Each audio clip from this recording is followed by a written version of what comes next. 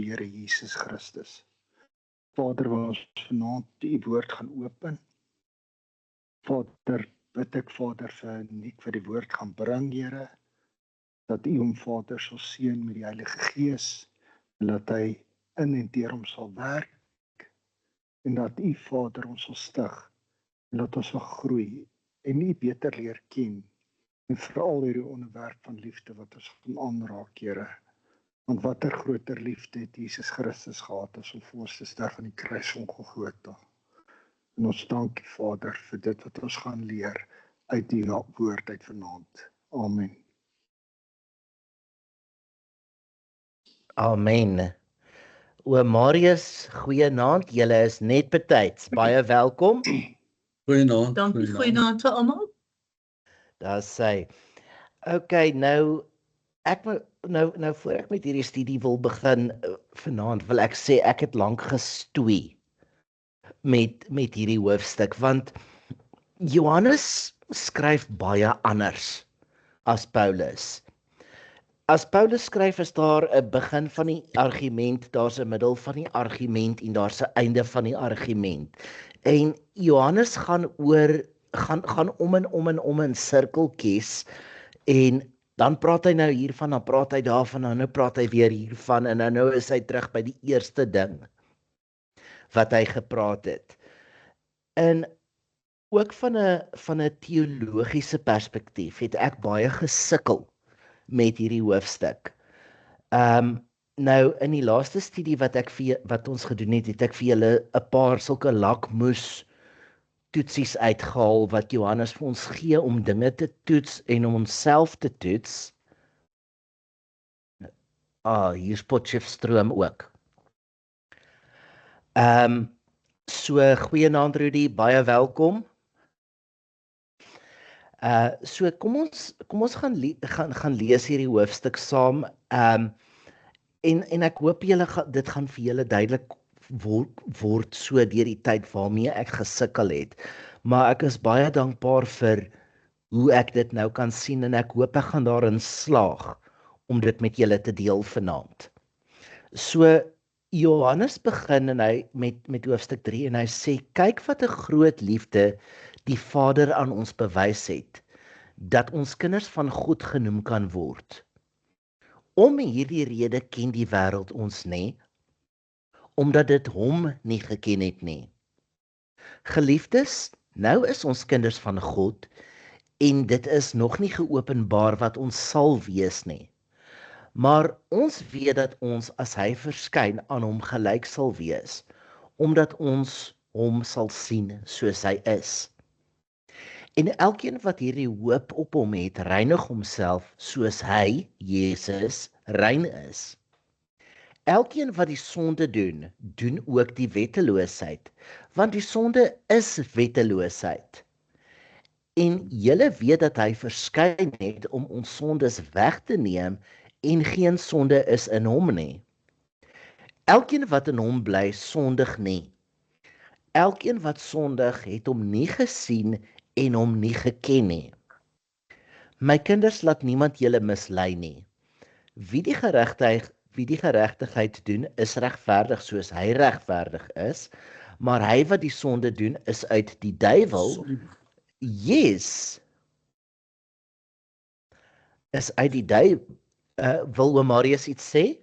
Nee. Ekskuus, is net jammer vir die steur. Glad nie, oom Marius. Hy wat die sonde doen, is uit die duiwel, want die duiwel sondig van die begin af. Vir hierdie doel het die Seun van God verskyn om die werke van die duiwel te verbreek.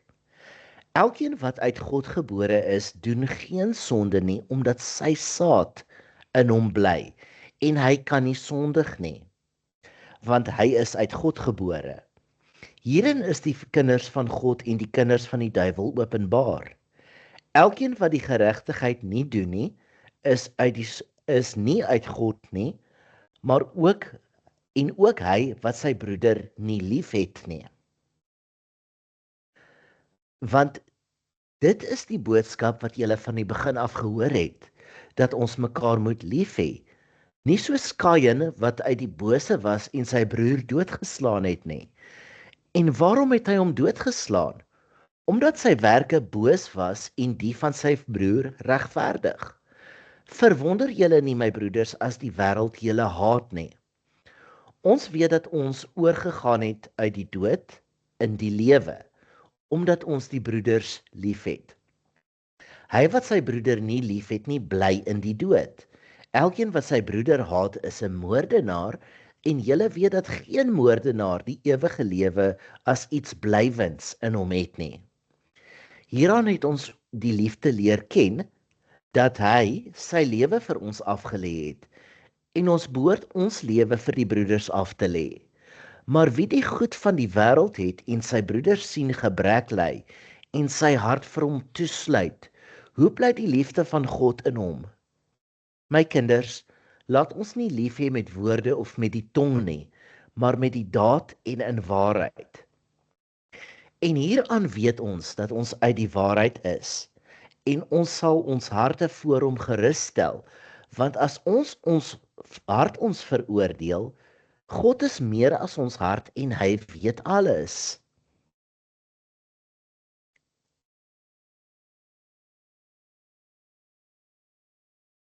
Geliefdes, as ons hart ons nie veroordeel nie, dan het ons vrymoedigheid teenoor God.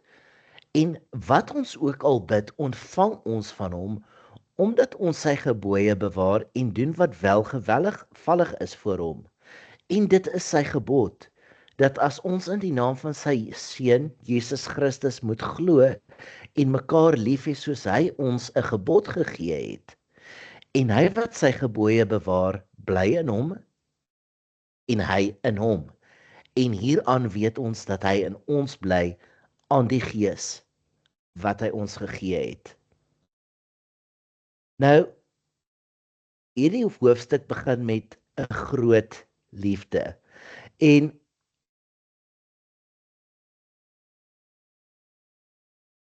wat 'n groot liefde die Vader aan ons bewys het, dat ons kinders van God genoem kan word. En ek wil voor ek aangaan met wat ek hier sê, het julle dit al oorweeg dat wat hierdie vir 'n mens kan sê, is God het nie net gesê, weet jy wat, ek gaan jou red en jou aangaan en jou verlos van jou sonde nie, maar ek gaan jou familie maak, ek gaan jou een van my eie kinders maak. Dis so 'n above and beyond wat God hier doen. Maar ek wil weer net bietjie hê ons moet daaroor praat, oor hoekom het God in die eerste plek en spesifiek, hoekom het God ons in die eerste plek geskep, en ek wil julle half bietjie terugvat na die heel eerste Bybelstudie wat ons gedoen het, toe ons Genesis gedoen het, deel 1 en oor die skepping gepraat het. Hoekom het God ons gemaak?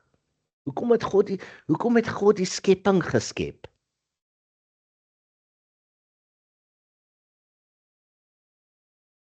Dis nou hierdie is nou die deel waar ek 'n slukkie koffie vat en julle antwoorde deel. Nick, jy weet as ek iets kan uitgooi daar is jy weet nommer 1, God is, jy weet, hy's 'n skepper, hy is kreatief. Jy weet hy het die mens en die heelal geskep vir sy glorie. En dis wat ek het. Okay, vir sy glorie. Nou, elkeen van ons wat al liefde, nie liefde gevoel het nie, wat regtig liefde gehad het vir iemand of vir iets. Hoe tree jy op teenoor daardie persoon of daardie iets waarvoor jy daai liefde het?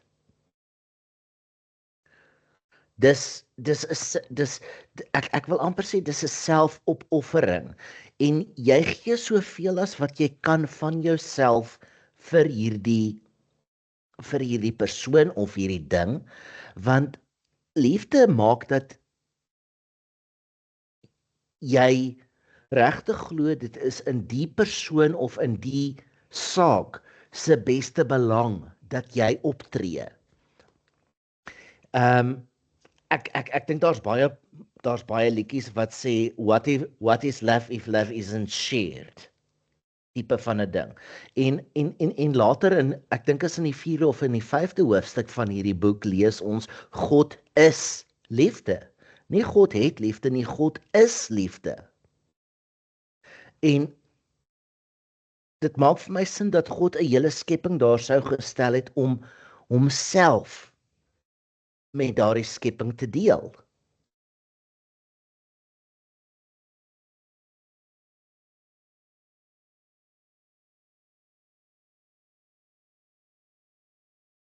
Genesis 1 vers 27 sê vir ons, en God het die mens geskape na sy beeld, na die beeld van God het hy hom geskape, man en vrou, het hy hulle geskape.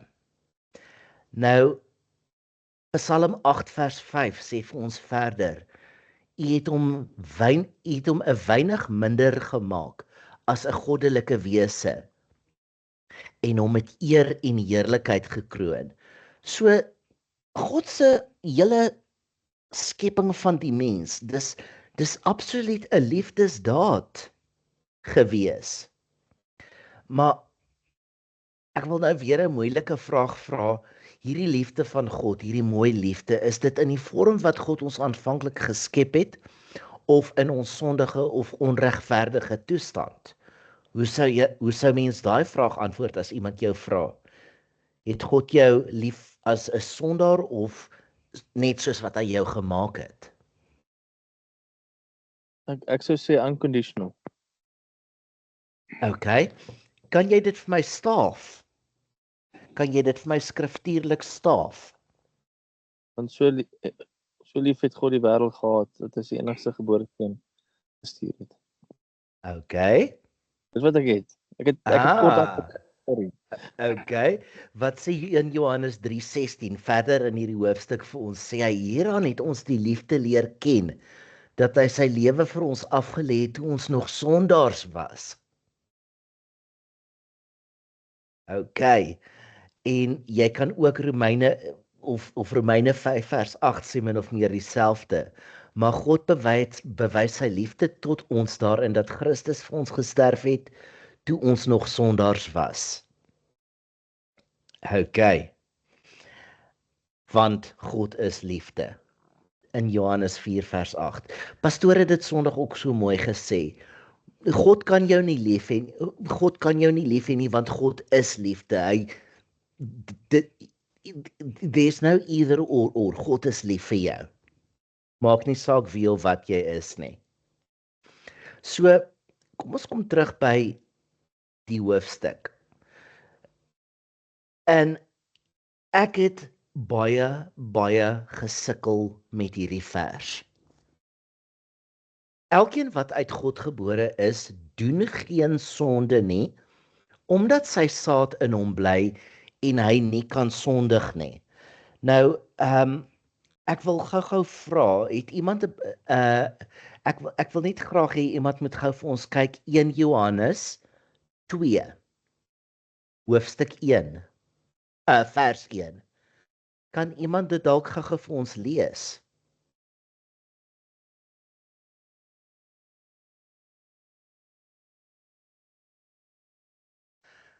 Okay.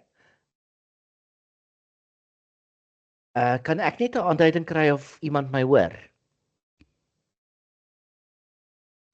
Ek sal Hoor jou. Okay, ekskuus. Melody, jy wou sê? Ja, ek wou sê ek hoor, sorry, ek hoor jou, maar Dankie. maar ek het nie reg gehoor wat die vraag was nie. Okay. Ek wil gou hê ons moet gaan kyk in Johannes 2 vers 1. Nou 1 Johannes 2 vers 1. Hy sê daar, my kinders, ek skryf hierdie dinge aan julle dat julle nie moet sondig nie. En as iemand gesondig het, het ons 'n voorspraak by die Vader, Jesus Christus, die regverdige. Maar hier lees ons, elkeen wat uit God gebore is, met ander woorde reeds gered is, doen geen sonde nie, omdat God se saad, die Griekse woord daar is letterlik sperma. God se DNA bly in jou. En jy kan nie sondig nie, want jy is uit God gebore. So, hierdie twee verse beklei vir my verskriklik met mekaar. Ek weet nie of dit net vir my is nie, hoe voel julle daaroor? Dit wil vir my amper lyk of hier 'n weerspreking is. Ek het 'n nota gemaak wel soos ons nou die begin gelees het, maar ek het ons Engelse weergawe en dit sê Wat sê die Engels? die Engels sê dat ek net die regte versie hier kry. So die Engels van 1 Johannes 3 vers 9 sê, whoever has been born of God does not sin, for his seed remains in him, and he cannot sin because he has been born of God. Dit is ook baie kontroversieel vir my. Okay. Soos ek dink nie ek verstaan dit reg nie. Nou, julle ouens, julle weet van wie ek praat as ek van hierdie hyper-grace ouens praat. Met ander woorde, daar's ouens wat vir jou gaan sê, weet jy wat, wanneer jy tot bekering kom, dan het jy geen meer sonde nie, en jy kan ook geen meer sonde doen nie. En dis 'n hele verskriklike dwaalleer, en ek dink dis op hierdie stadium 'n baie goeie tyd om julle te herinner hoekom Johannes hierdie briewe geskryf het. In die tyd van Johannes was daar alreeds baie dwaalleringe, want die duiwel het nie gras onder sy voete laat groei om die evangelie te corrupt nie. En julle moet my vergewe, ek het dit al baie keer gesê en ek gaan dit weer sê, maar Afrikaans is 'n arm taal. Dis 'n beperkende taal. En die deurbraak in hierdie stuk het vir my gekom toe as mens teruggaan na die Grieks toe. En ek wil net 'n paar verse. Melody, ek is nie seker watter vertaling jy gekry het gebruik jy daar nie, maar ek wil vir julle graag lees wat sê die Amplified. No one born or begotten of God deliberately, knowingly and habitually practices sin. For God's nature abides in him, his principle of life, the divine sperm, remains permanently within him, and he cannot practice sinning because he is born or begotten of God. So, dit begin dit duidelik maak wat daar, die grammatika wat daar is in die Grieks. Dit gaan nie oor, dit is vir jou onmoontlik om te sondig nie. Dit is vir jou onmoontlik of jy kan nie meer aanhou om in sonde voort te gaan nie. Voor julle tot oop vraag. Voor jy tot bekering gekom het sonde jou gepla, ja of nee? As jy gevloek het of gesteel het of iemand geklap het laat die spoeg spat of wat ook al, daai sonde, het dit jou gepla? Nee. That's it. Maar toe kom jy tot bekering en toe, wat gebeur toe? Het jy nog steeds die ou gevloek of hom geklap aan die snot spat of iets? Nee, die Dalk een Heilige of twee keer. Dalk een of twee keer. Die Heilige Gees Maar hy kom aankla. die Heilige Gees kom en hy kla jou aan en hy oortuig jou, Nick, daai ding wat jy doen is verkeerd. Jy is gered, God se natuur is in jou. Jy kan nie aanhou om hierdie ding te doen nie. En ek dink dit is die deurslaggewende ding in hierdie vers. Rudy, ekskuus, ek gaan jou naam noem en wat ek nou sê. Maar Rudy het vanmiddag met my iets gedeel. En dit was vir my 'n baie groot blessing gewees. En dit gaan oor ons almal ken Matteus 6 vers 33. Wat sê soek allereers die koninkryk van God en sy geregtigheid en al hierdie dinge en dit sal by julle sal by julle toegevoeg word. En as jy na die Griekse grammatika gaan kyk, gaan daai vers vir jou basies sê, continually make it your highest pursuit to live under God's reign and according to his righteous character.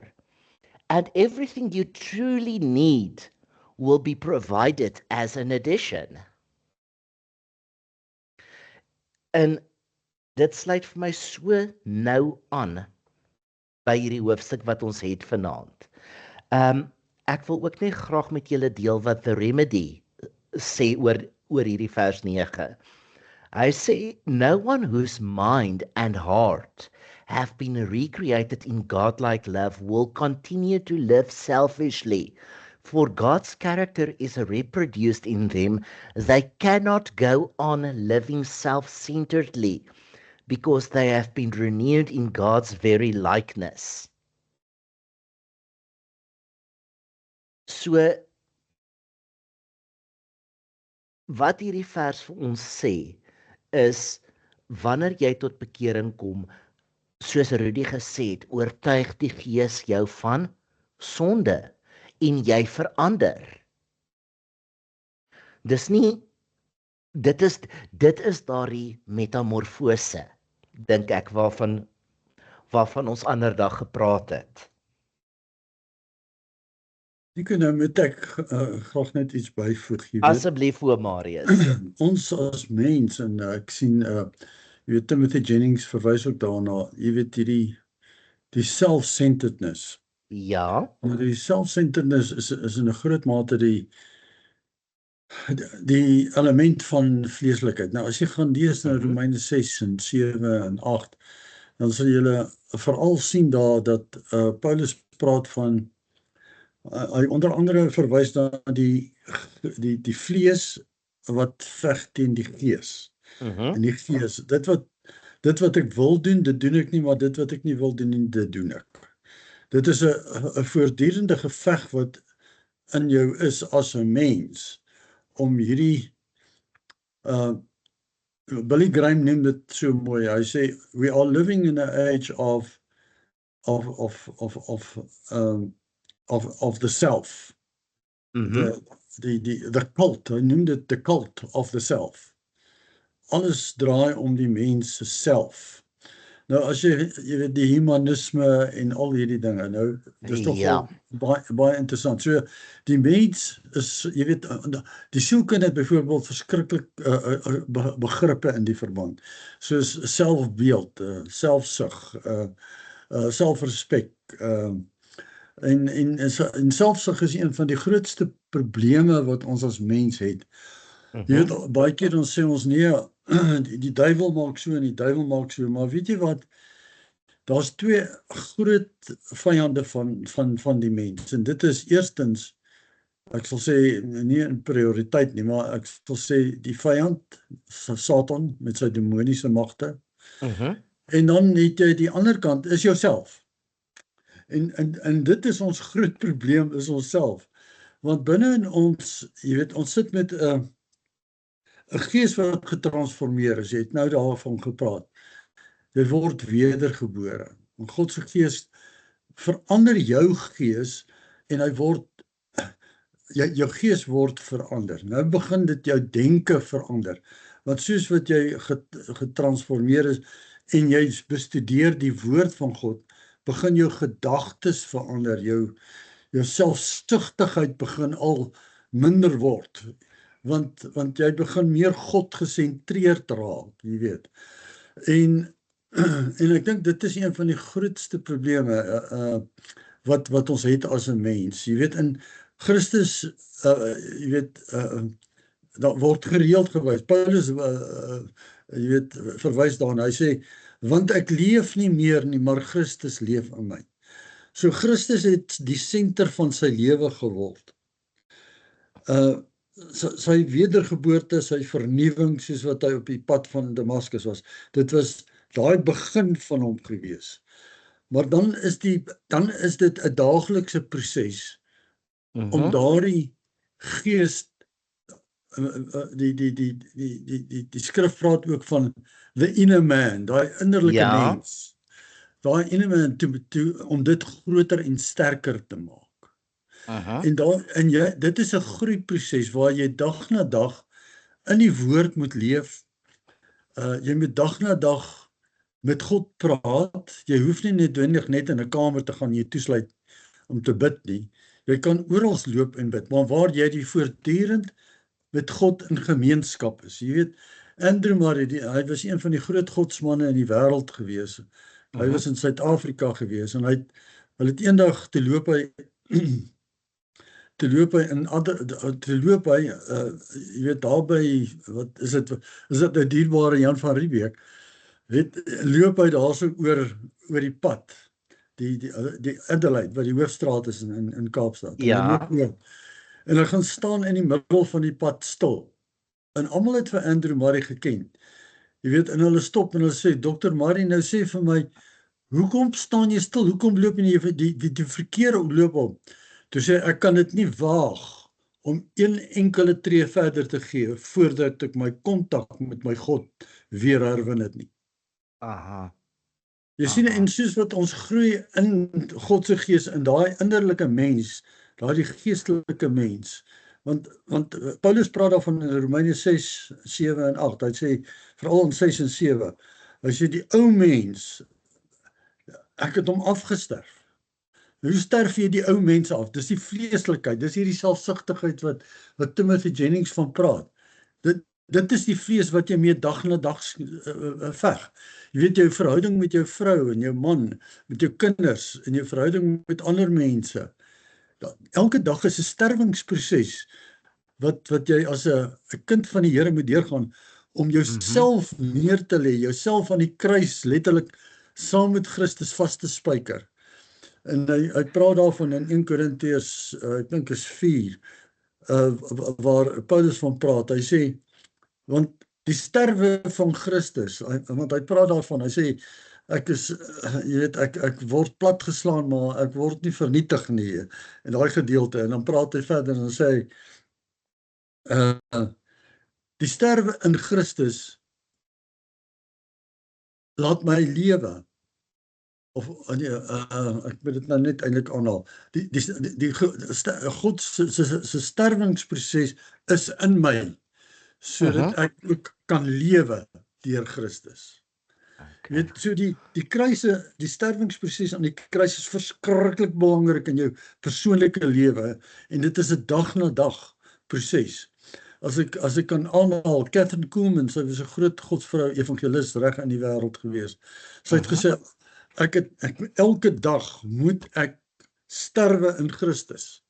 En I need to dedicate myself, and I need to I have to die every day. Paulus het gesê, ek leef nie meer, Christus leef my. En hy sê ook verder, daagliks moet ek sterwe in Christus. En kyk, ek leef nie meer nie, die ou dinge het verbygegaan. So daar is definitief 'n verband tussen die nuwe mens en die ou mens wat die vleeslike komponent is. Want hierdie liggaam van jou is die hele tyd besig om teen God se gees te veg. En die twee is die hele tyd teenoor mekaar. En jy moet die gees van God met jy voed met die woord van God. En met sy gesprek, jou verhouding, daaglikse verhouding met God. Dis reg. Anderste gaan die vlees jou oorweldig. Jy as mens. En dit is wat jy moet, dit is die geveg wat ons het as mens op hierdie aarde. Want baie keer dan sê jy ou iets vir jou skeef en dan wil jy hom sommer antwoord. En dis die vlees wat wil reageer dan. Ja. In plaas van dat jy sê, wat is die vrugte van die gees? Sagmoedigheid, lankmoedigheid. Dis God se gees, dit is sy karakter, dit is sy eienskappe. En dit is, en ek dink dit is ook in 'n groot mate die kern, en jy weet, om weg te kom van jou selfgesentreerdheid. Nou, jy weet, in die sielkunde praat hy baie, en ek sien, jy weet, Timothy Jennings is ook 'n psigiater, en 'n groot, jy weet, hy ken die sielkunde en so aan. En een van die groot ding is dat, as ek sê, oordrewe vorme van selfsugtigheid, staan bekend as, word beskryf ook, ek sal dit liewer so sê, word ook beskryf as narcisme. Ons het al hierdie begrip, jy weet, baie gehoor. Nou narcisme is daai verskriklike oordrewendheid van ek is in beheer. Dit gaan oor my. Jy weet, ek is geldgierig, veral gierigheid, jy weet, allerhande gierigheid, maar onder andere geldgierigheid. Die goed gaan oor my, dit gaan nie oor ander nie. En in die proses van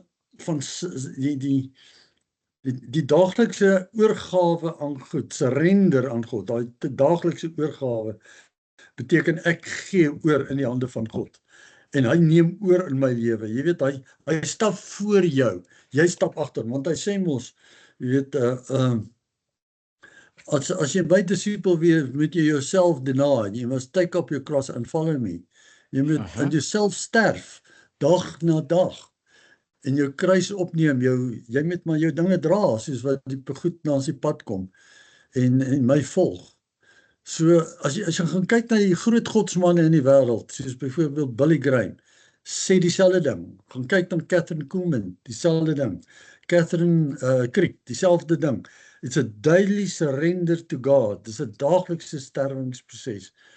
Ek lê hier op Krem, want dit is 'n verskriklike belangrike ding, hierdie teenstrydigheid. Die Indiane het altyd gepraat van die swart en die wit wolf wat in 'n mens is. Dis reg, ja.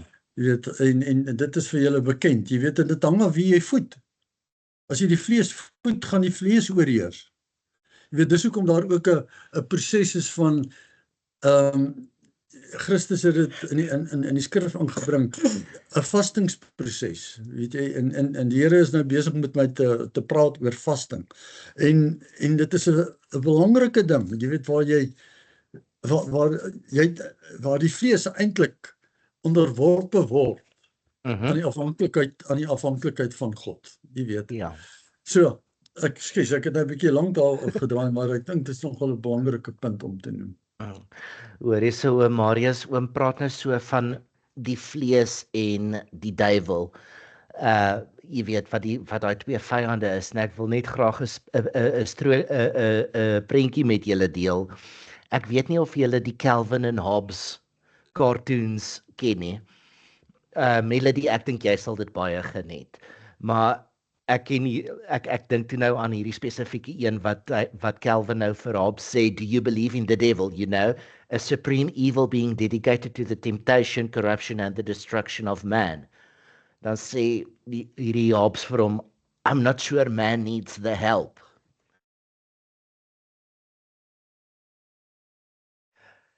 Okay, nou ouens, in hierdie teks is daar nog 'n paar lakmoestoetse, soos wat daar's 'n hele paar, ek het net 'n paar uitgehaal. Maar vers 6 vir ons, hy wat sê dat hy in hom bly, behoort self ook so te wandel soos wat hy, Jesus, gewandel het. So beweer iemand of ek self dat hulle of ek in Jesus bly, dan moet ons wandel soos wat hy wandel. Vers 9 sê vir ons 'n belangrike ding. Hy wat sê dat hy in die lig is en sy broeder haat, is in die duisternis tot nou toe. En hierdie woord broeder hier is spesifiek 'n ander gelowige boetie of sussie. Ouens, Patrick het ruk terug gepraat oor hy wat sy broer Raka noem. Okay? Maar Jesus het ook gesê, elkeen wat sy broer haat, is 'n moordenaar. So, weer eens, dit is baie belangrik veral in die geloofsgemeenskap, dat ons nie ons broer moet haat nie. Ons kom nie oor die weg nie. Dis okay. Ons ken die storie van Paulus en Barabbas. Die Here het gesê, sonder daai twee vir my af. En later het Paulus en Barabbas hulle eie paaie gegaan, nie omdat hulle mekaar gehaat het nie, maar omdat hulle nie met mekaar kon saamwerk nie. Maar nie gehaat nie. Ek kan aan baie sulke voorbeelde dink in die kerkraad. Ekskuus. Beweer iemand of ek self dat hulle of ek self in die lig is, maar hulle of ek haat hulle of my broer, dan lieg hulle en ek en ons was nog altyd in die duisternis. Nou, ouens, 'n ander stuk in hierdie teks wat ek net 'n oomblik voorby wil stil staan, is Yes, oom Marius. Ekskuus, kan ek jou pla? Ek was nou 'n ruk gelede nie of tyd nie hier gewees nie. Julle het gepraat oor die lakmoestoets. Ek wil net iets noem van die lakmoestoets, want dit kan 'n bietjie. En weet jy wat, die lakmoestoets is eintlik 'n toets van karakter. Dis reg. Want dit wys die ware karakter van daardie stof, of dit nou 'n middel is of 'n chemiese stof, of is dit 'n mens is of jou geestelike, dit wys vir jou die ware karakter van 'n mens uit. Dis al wat ek wou sê. Ekskuus dat ek jou so neerrede. Glad nie, oom Marius. Maar ek dink ons moet ook dan nou hierso by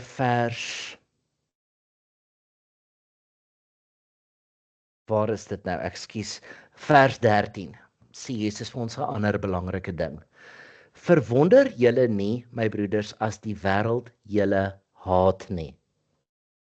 Ons weet dat ons oorgegaan het uit die dood in die lewe omdat ons broeders liefhet, want hy wat sy broeder nie liefhet nie, bly in die dood. Elkeen wat sy broeder haat is 'n moordenaar. Okay, ons ken hierdie stuk. Maar wat vir my belangrik is, ouens, is hier by hierdie vers 13.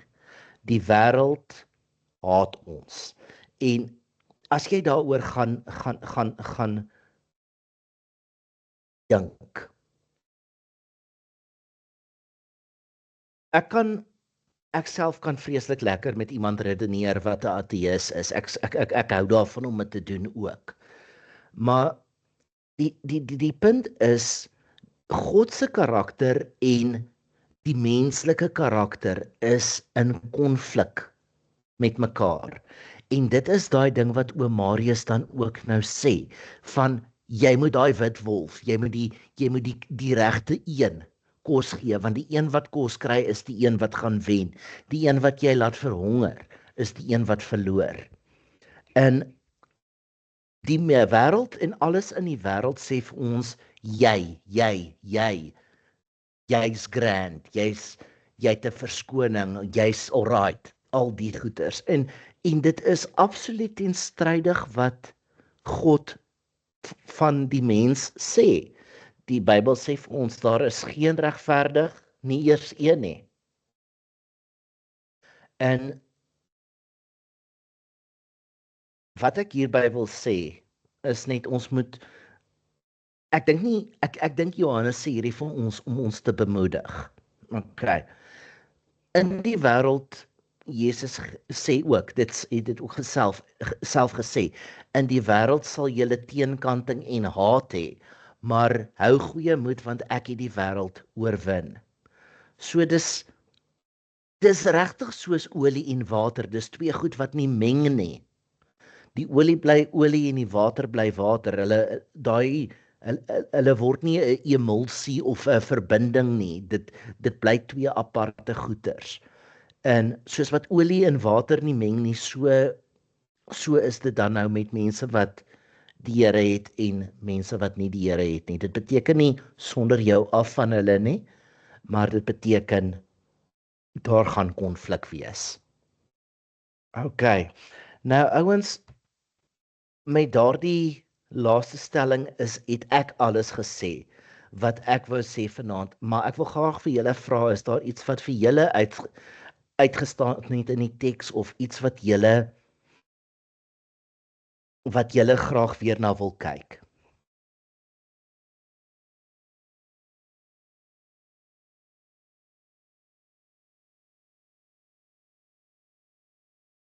Nico, as daar nie iemand anders is nie, wil ek graag ook net graag ietsie noem, 'n baie interessante ding. Jy weet, ons lewe as mens in 'n liggaam. Ja. En ons het verwys net na die stryd wat ons het met hierdie vlees. Dis nie net dit is ook, jy weet, die denkproses, die emosionele prosesse in die behoeftes en begeertes en die karakter van die mens. En daai karakter van die mens se gees moet verander word deur God se gees. Maar nou, daar's iets wat nogal 'n baie interessante gedeelte is wat ek die afgelope tyd bietjie bestudeer het, en dit is in Openbaring vind julle daardie gedeelte waar Johannes die brief geskryf het aan die 7 gemeentes, jy weet. Ja. Christus het vir Johannes gegee op die eiland van Patmos. En daar is een besondere aspek en ek wil so 'n bietjie praat oor die liggaam, die mens se liggaam. Want ons gee baie of min aandag aan die mense. Baie mense beskou die liggaam as onbelangrik. Baie ander mense weer maak 'n afgod van die liggaam. Jy weet, dit is gym en dit is allerlei kossoorte en alles. En ek wil net so 'n bietjie stil staan by die liggaam. Nou, as jy gaan lees Paulus se briewe in byvoorbeeld kom ons praat waar hy praat van Romeine 12 waar Paulus van praat, maar ek vermaan julle broeders by die ontferminge van God dat julle liggame moet stel as 'n heilige en welgevallige offer. So julle moet julle liggame stel. So hy verwys dikwels na die liggaam. Jy weet, en so gaan jy in die skrif en jy sal slaan net bietjie ag hoe dikwels verwys die Bybel, veral in die Nuwe Testamentiese periode, veral Paulus na die liggaam spesifiek. En wat baie interessant is in die boek van Efese word daarna verwys. Nou wat gebeur het in Efese wat 'n baie welaf stad was. En daardie Efese het verskriklike jy weet tempels gehad. Daar was verskeie tempels, onder andere vir Diana gewees, Diana, ja. Dis korrek. En Domitian, dit was een van die emperors gewees. En daar was 'n hele klomp ander gewees ook, jy weet. Maar wat belangrik was is daar was ook, hy verwys in Efese word daarna verwys en Christus verwys daarna as hy verwys na die geloof geloof in die Nikolaïte. Hy verwys spesifiek na die Nikolaïte. Nou die Nikolaïte was 'n interessante groep mense gewees. Hulle het die mense liggaam eintlik geminag. Hulle het gedink dit is eintlik minagtend. Dit is nie waardevol nie. Dit is 'n mens met die liggaam misbruik en gebruik en misbruik. En dit is hoekom daar ook soveel onsedelikheid en die seksuele sondes was, ook in daardie periode, jy weet. Nou, as jy gaan kyk na die Nuwe Testament, is wat Paulus praat van, hy sê, want ons liggame is die tempel van die Heilige Gees. En hy wat jou liggaam, en jy moet jou liggaam mooi na kyk. En want as jy nie na jou liggaam kyk nie, dan sal God jou skend, as jy nie na jou liggaam kyk nie. So, en 'n mens moet weer hierso agterkom hoe belangrik dit is om te kyk na jou liggaam. Jy weet, nou ek sê nie, jy weet wat ek nou eintlik moet sê, 'n mens moet 'n behoorlike en 'n gebalanseerde perspektief kry oor dit. En veral 'n bietjie let daarop dat Christus wil hê dat jy met 'n gesonde liggaam hê. Jy weet, dit hoef nou nie 'n meneer wêreldliggaam te wees nie, maar dit moet 'n gesonde liggaam. Jy moet agslaan op wat jy eet. Jy moet agslaan hoe jy werk, die seksualiteit, die daaglikse lewe, hoe hanteer jy jou liggaam, hoe kyk jy na jou liggaam. En ek dink dit is 'n baie belangrike aspek, want God se gees woon in jou liggaam. En as jy nie na jou liggaam kyk nie, dan benadeel jy God se gees in jou liggaam. Jy maak hom letterlik krepeel as jy voortdurend siek is. Jy weet, 'n siek mens is nie 'n gelukkige mens nie. Jy weet, want hy sukkel die hele tyd met sy liggaam en so meer. Maar ek wil maar net hierdie gedagte met julle deel. Ons gaan lees gerus daardie gedeelte daarso in Efese waar Johannes van geskryf het van die Nikolaïte en so 'n bietjie, as jy 'n bietjie kan stil staan by die liggaam van die mens ook, jy weet dit. Want ons in die kerke fokus ons in 'n groot mate op die spirituele.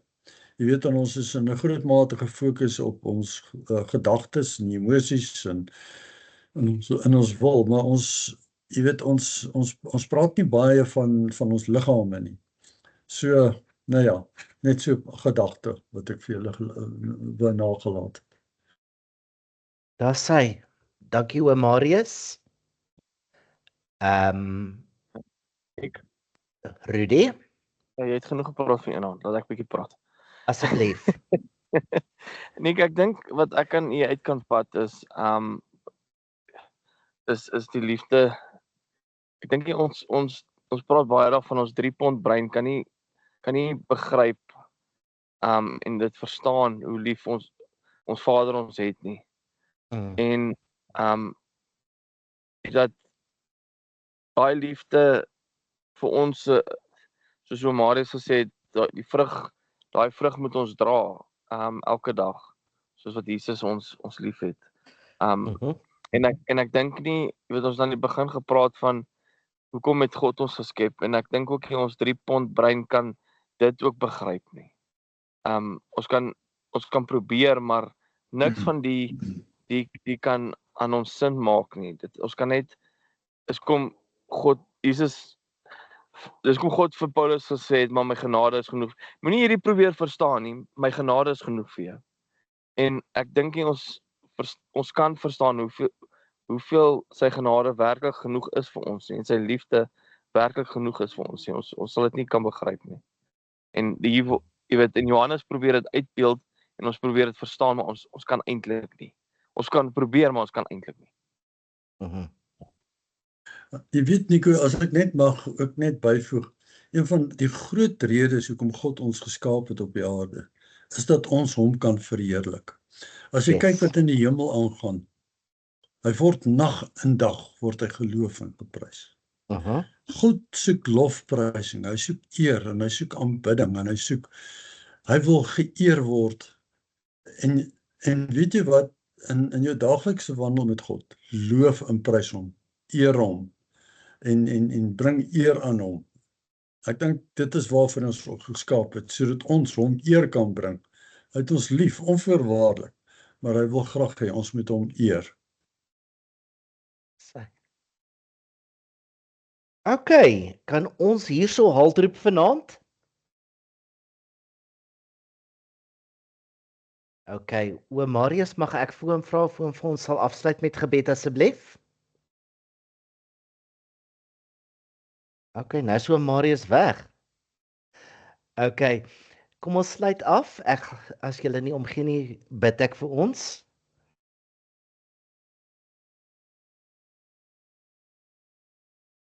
Ons hemelse Vader. Vader, dankie vir u groot liefde. Dankie Here dat u en u liefde ver bo ons begrip is.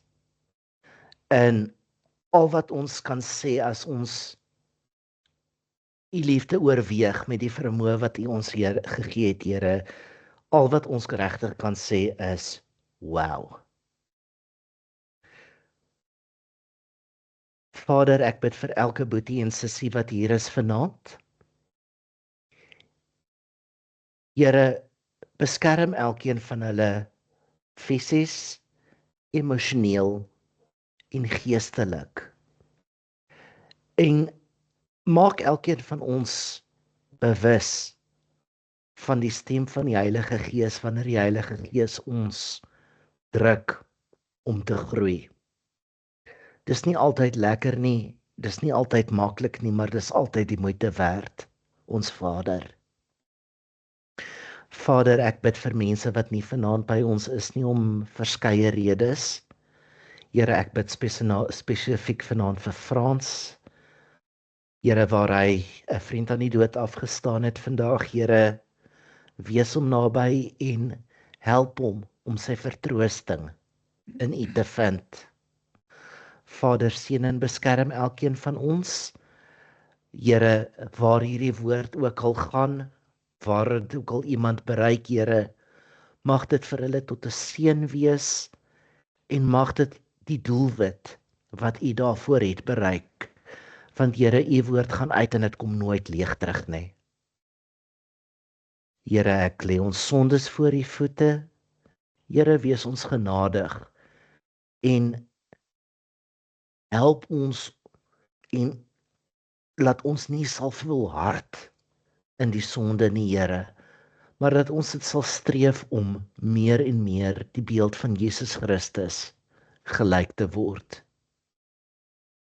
Dankie vir die groot genade, Vader. Ek bid dit in Jesus se naam. Amen.